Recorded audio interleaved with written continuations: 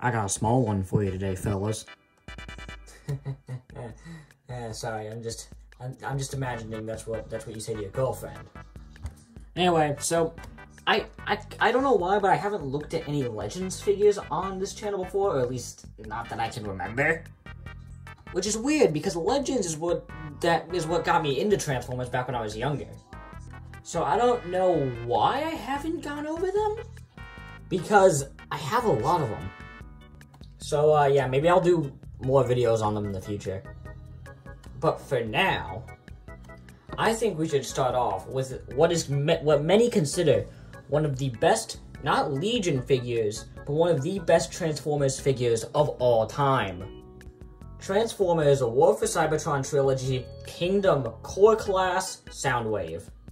It's still Legends, shut up.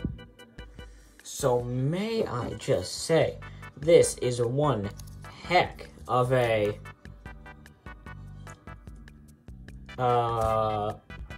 micro cassette player. But I have a question. What micro cassette player ever looked like Soundwave? Like, I know he's based on a specific micro cassette player, but I don't know what it is exactly. Seriously, what did Soundwave turn into? Please leave your answers in the comments. This is my excuse for engagement. The only real piece of kibble I can really notice that is really egregious on this mode are the feet. They just kind of screw up the silhouette and give them unnecessary cat ears. But you can just fold these up, and that kind of leads to a more clean look. Not really. It's a lose-lose scenario anyway. Anyway, so what else would be in his cassette door than a cassette? We have an absolutely tiny, very tiny laser beak. It doesn't transform. Would be cool if it did, but, you know, at this scale, you wouldn't really expect it. And it has some nice detail. You can even see, like, the indents for the wings in there. Very nice. They don't paint the other side, but considering how well this is made already, I don't really expect them to. It's very nicely made. I like that a lot. We have the rewind, fast forward buttons, and we have the pause buttons. I've never used a micro cassette player in my life. If we turn this around, we have his arms. They're kind of there. But they do kind of blend in, so I'm not going to really complain that much. It still looks good. And while we're back here, he comes with his concussion blaster, which is blast effect compatible. Hollow bugger. And his sound blaster, which they even painted the missiles. That's nice. Normally I would go over the detail, but considering that all of the detail shows up in robot mode anyway, I say we just go there now. Robot mode.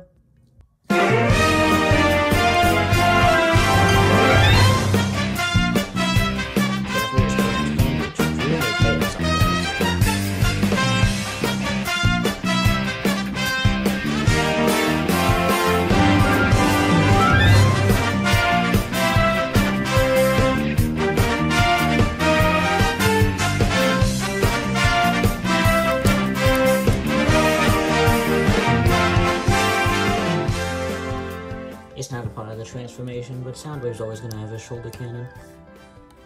The robot mode is absolutely fantastic, making a very nice pocket-sized version of his own masterpiece. Yeah, that's right. I said masterpiece. I don't collect masterpiece figures. I like having lungs. But his size does kind of have a little bit of detriment to him, especially when it comes to certain aesthetics. Because of how small he is and how much articulation they probably wanted to pack in, they did just give him these very big ball joints in the elbows, which do look kind of ugly, but I can't see any other way they would be able to get this much articulation without using those. And also, he has a very bad front skirt. It is, one, incredibly tight,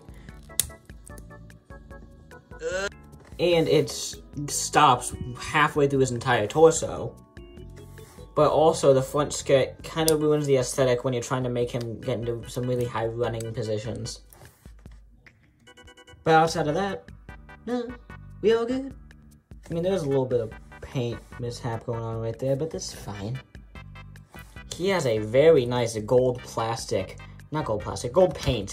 on the rim of the cassette door, and also these stripes on the side. Very, very nice. He has a little gold line underneath his purple and silver Deceptor badge, which is very nicely painted for how small it is. And the shoulders pretty much have all the detail they need. They even have the indented red dots. I mean, they missed there, but outside of that, very nice. Can't believe they even did that. His button crotch looks just as good as ever. A very nice silver paint on the legs. The gold stripe does continue on the legs from the torso for the transformation to make it more cohesive. And also a very nice silver paint here and here, of course. Also, I think his hands might be painted. I don't know. They seem like a slightly different tone from the rest of the plastic. Let me know in the comments. But what are hands for if you can't hold things? That was a terrible transition. Yeah, looks pretty good. And with his gun, you can get him into some very nice poses. Ball joint at the base of the neck, so you get some nice wiggly waggly motion, and he can look way up. Oh, I gotta get that out now. Oh no. Nice ball joint at the shoulders, they can go out that far, full 360, and because of the transformation, we get a nice backwards butterfly.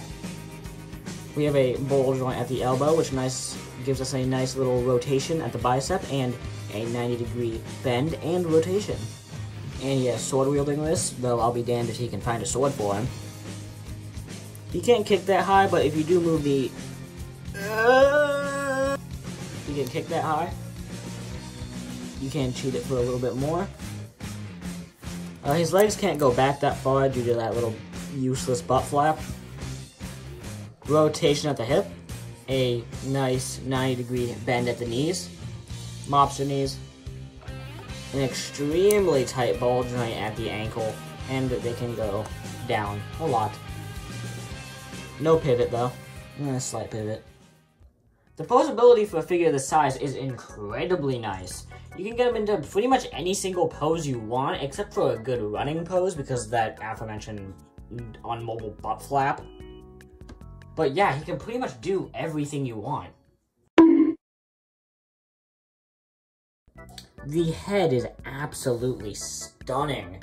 It looks just like a perfect mixture of the Stumbo chart, which I know I have heaped on a lot, but I do appreciate it because it did give us some good designs that did evolve into some great designs.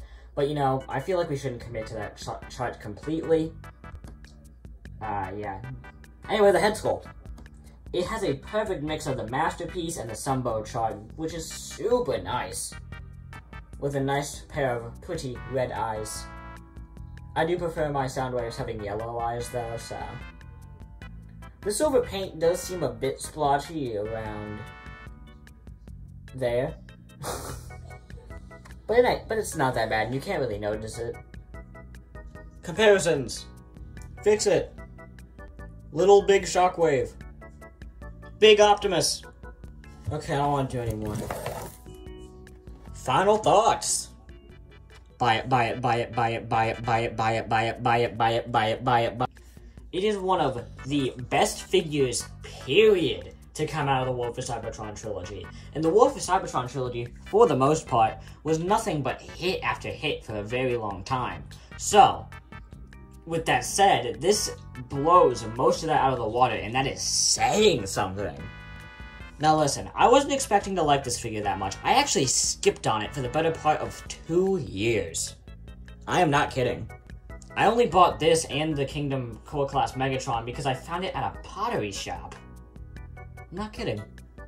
And I thought, you know what, might as well, they're here. I heard that they were pretty good. And the Megatron, yeah, I liked it, but this Soundwave blew me away in ways that I didn't expect. The Siege Soundwave was the main thing that got me back into Transformers back in 2019. I was completely checked out. The Prime I was perfectly fine with, and with that over, I was like, it's kind of dumb. They're doing G1 again, I'm good. But that Siege Soundwave was so great and amazing that one fateful summer day that it lit my pants on fire to get back into this stupid franchise. So I wasn't expecting to feel anything when I got this, because the Siege Soundwave is so close to my heart. I didn't even care that I wasn't able to get the Netflix Soundwave, even though people wanted it so badly. Because I'm just that content with the Siege one. I love it that much. But this goes to show that maybe I should pay more attention to things. Because this figure was the main thing that got me back into core class. Yeah, Soundwave was the main reason to get me back into Transformers, and Soundwave was the main reason to get me back into Legion scale stuff. And now there's an entire bit of my collection that's just Legend stuff again. I am relishing all of the core class releases, and I honestly cannot wait for all of Volcanicus to release so I can do a video on them. So, yeah, I definitely recommend this figure, and I totally understand why many people consider it one of the best Transformers to come out ever. Because it is. I am perplexed. I am perplexed, man. This thing's amazing. It's so good. I put it on my desk, and I just can't stop messing with it every day. Every day I mess with this thing. Anyway, so, yeah, go buy this. Right now. Empty your pockets right now. Gimme. Merry Christmas! Ooh.